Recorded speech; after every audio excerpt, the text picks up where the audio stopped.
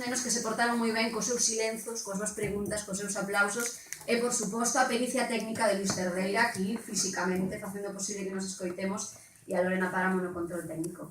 Agora sí, eu despídome de todos vostedes ata mañá coa música dos alumnos de infantil deste colexio.